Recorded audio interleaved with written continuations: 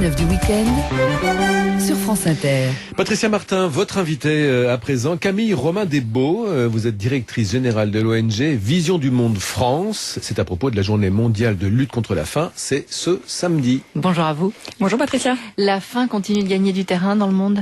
Malheureusement oui, le constat est terrible, le constat est alarmant, la faim grandit, le nombre de personnes qui souffrent de la faim aujourd'hui s'élève à 821 millions de personnes, et parmi ces 821 millions de personnes, les enfants sont aussi les grandes victimes de ce fléau.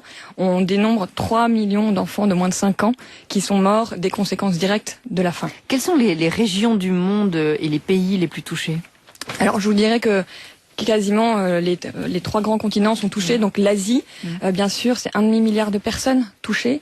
L'Afrique avec un accent particulier sur la bande sahélienne, mais également l'Amérique latine et la zone Caraïbe. Ce sont la première cause de ça, on se dit que c'est la pauvreté, mais c'est surtout des pays en fait en voie de développement qui sont touchés. Alors ce sont des pays en voie de développement, mais ce sont les 2 grandes causes que l'on identifie, ce sont les conflits. Les conflits et les phénomènes météo. Et les phénomènes météo, exactement. Mais la pauvreté qui en résulte. Et la pauvreté qui en résulte, le manque d'accès aux ressources alimentaires tout simplement. Oui. Et le manque de moyens des familles pour pouvoir payer ces denrées alimentaires et nourrir correctement leur famille. Je voudrais qu'on revienne d'un mot sur les enfants, parce qu'évidemment, quand la faim touche les enfants, c'est encore plus intolérable. 45% des décès d'enfants de 5 ans sont dus à de la malnutrition. Il y a 66 millions d'enfants dans le monde qui ne mangent pas, qui ont faim en classe, quoi. C'est-à-dire qu'ils ne mangent pas tous les jours à leur faim, ce qui provoque évidemment des retards de croissance considérables. Exactement. La question de la faim, en fait, est bien sûr terrible quand elle est dans son stade ultime, la mort, mais la question de la faim va en fait avoir des conséquences sur les enfants à différents stades de leur vie. Dès la petite enfance, effectivement, si l'enfant ne mange pas correctement, même in utero, si l'enfant dans le ventre de sa maman ne se développe pas bien, si la maman est anémiée par exemple, si le développement donc physique de l'enfant bien sûr, donc on le dit, on observe des cas de retard de croissance, des cas d'émaciation, donc ça c'est le développement moteur de l'enfant qui va être gêné, mais c'est également le développement physique, intellectuel, le développement cognitif. Si un enfant de moins de 5 ans ne mange pas correctement, c'est quelque part son avenir et son intellect, quelque part, qui est endommagé pour la vie. Alors ça peut paraître paradoxal, mais quelquefois c'est ce qu'on appelle le double fardeau de la malnutrition, c'est l'obésité, parce qu'il y a des carences et qu'on mange pas de fruits, on mange pas de légumes, pas de poissons, etc. Alors ça, c'est une question dont l'association Vision du Monde s'occupe un petit peu moins, mais effectivement, cette question de la diversité alimentaire a cette conséquence opposée, je dirais, d'obésité, et le manque de diversité alimentaire va dans les pays en voie de développement provoquer plutôt donc des carences assez identifiées.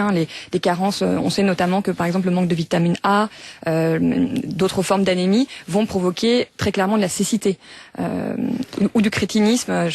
Oui. En France, est-ce qu'on peut parler d'insécurité alimentaire ? On peut pas aller au-delà. Selon un rapport du Secours, c'est sur 5, ce qui est quand même énorme, ne mange pas à sa faim. Oui, la question de la faim se pose aussi en France, alors bien sûr dans des termes différents que dans les pays en voie de développement, mais la question de la faim se pose bien. On sait que les familles monoparentales sont les principales à aller bénéficier de l'aide alimentaire directe. On sait que de nombreux enfants arrivent à l'école le matin en ayant faim, et on le sait, l'adage le dit, ventre affamé n'a point d'oreille, mais au-delà de ça, c'est un enfant qui ne peut pas bien écouter, c'est un enfant qui ne peut pas bien apprendre, et on sait aussi que c'est un rapport de la Croix-Rouge qui montrait que les étudiants parisiens sautaient plusieurs repas par semaine, faute d'avoir les moyens suffisants pour payer ces repas. Et enfin, une dernière chose qui interpelle, de nombreux parents pauvres témoignent ne pas pouvoir payer la cantine de leurs enfants. Alors vous êtes donc, Éric Delvaux le disait tout à l'heure, directrice générale de l'ONG Vision du Monde France. Qu'est-ce que Vision du Monde peut faire ? Vous êtes partenaire plus largement d'un programme alimentaire mondial des Nations Unies. Quelles sont vos actions ? Alors Vision du Monde est une association humanitaire d'aide à l'enfance dont l'objectif est de permettre à chaque enfant de bien grandir, et en particulier les enfants les plus vulnérables. Donc ce que nous allons faire, c'est que nous allons bien sûr aider les familles dans les contextes très difficiles, donc dans les situations d'urgence humanitaire comme pendant les conflits, mais également à la suite de catastrophes humanitaires naturelles. Donc ça c'est plutôt une immédiateté. Donc ça c'est dans l'immédiat, exactement. Et sur le long terme, Vision du Monde, grâce à ces programmes de parrainage, on est la première association de parrainage d'enfants dans le monde, on va mettre en place des programmes qui vont adresser l'ensemble des conditions de vie des familles et adresser l'ensemble des racines de la pauvreté. Donc on va à la fois s'adresser à la question de l'accès à l'eau potable, qui est intimement liée à la question de l'alimentation. Donc on a des programmes d'accès à l'eau, à l'alimentation, à l'éducation aussi, à la pour les santé enfants. et effectivement l'éducation. Mais l'éducation n'est possible que si vous avez réglé par exemple le problème de l'accès à l'eau. S'il n'y a pas d'eau, ce sont les filles qui vont chercher de l'eau. Si l'eau est sale, les enfants en découlent des diarrhées, des maladies, de la malnutrition et encore une fois des situations catastrophiques. Donc apprendre de bonnes pratiques et finalement aider à l'autonomie en fait. C'est l'objectif de Vision du Monde, c'est vraiment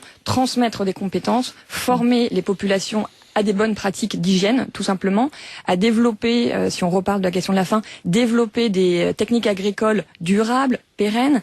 C'est aussi former les parents à des nouveaux métiers pour qu'ils aient suffisamment de revenus. Et à la fin, effectivement, au bout de 15 ans, c'est la durée moyenne de nos programmes. C'est un temps long pour vraiment ancrer de nouvelles choses et générer un développement durable et permettre aux familles d'être complètement autonomes. Qu'est-ce que vous appelez la résilience, vous ? La résilience, ça va être la capacité des personnes à absorber les chocs de la vie, des chocs auxquels elles vont devoir faire face.